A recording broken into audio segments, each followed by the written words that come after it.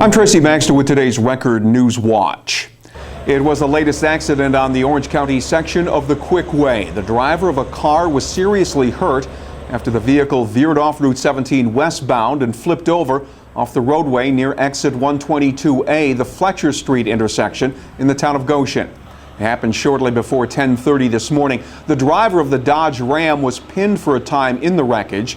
The driver, the only person in the vehicle, was extricated by local fire department personnel and taken by ambulance to the nearby Burke High School athletic field and airlifted out to a regional trauma center. No word on a possible cause or the extent of injuries to the unidentified driver. The accident tied up traffic in the westbound 17 lanes for about an hour. City of Kingston police do not suspect foul play in the death of a Kingston man whose body was discovered Sunday morning in a section of Academy Green Park. A passerby found the body of 42-year-old Michael Potter lying near the Albany Avenue Maiden Lane Park area. Police believe the body had only been there for no more than a couple of hours. Investigators were hoping an autopsy conducted today will shed some light on the cause of death. The man who founded the Orange County Democratic Alliance says there are steps that need to be taken to improve the City of Newburgh Police Department.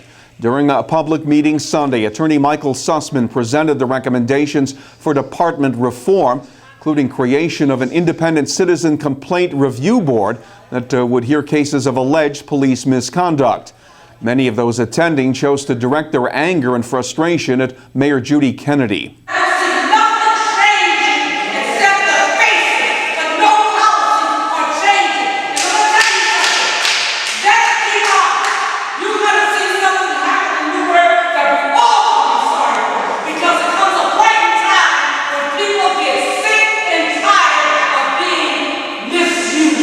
Among the other recommendations, equipping all police vehicles with cameras and having the Orange County DA's office recuse itself from all police-related cases involving injury or death to civilians.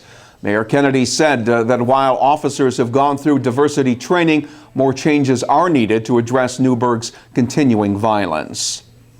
Senator Charles Schumer has a plan to boost local tourism and bring in more tourism-related dollars, and it involves Constitution Island in the Hudson River near Cornwall.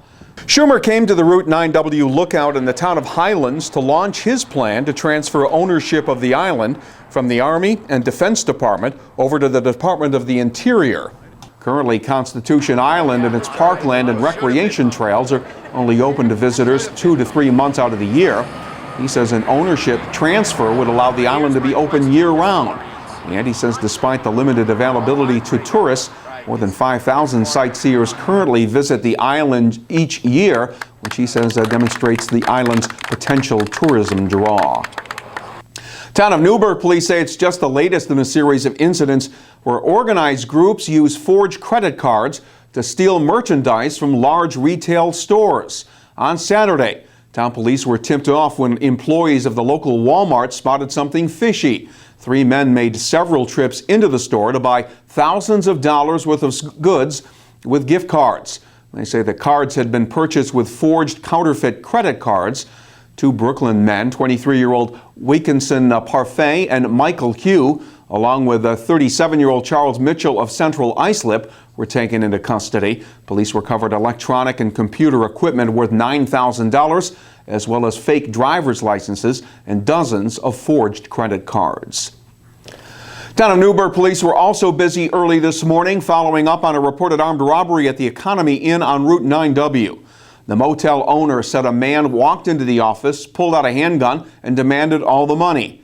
The owner handed over the available cash, and the man ran off. It happened just before 1 a.m. Anyone with information is asked to call Town of Newburgh Police at 564-1100.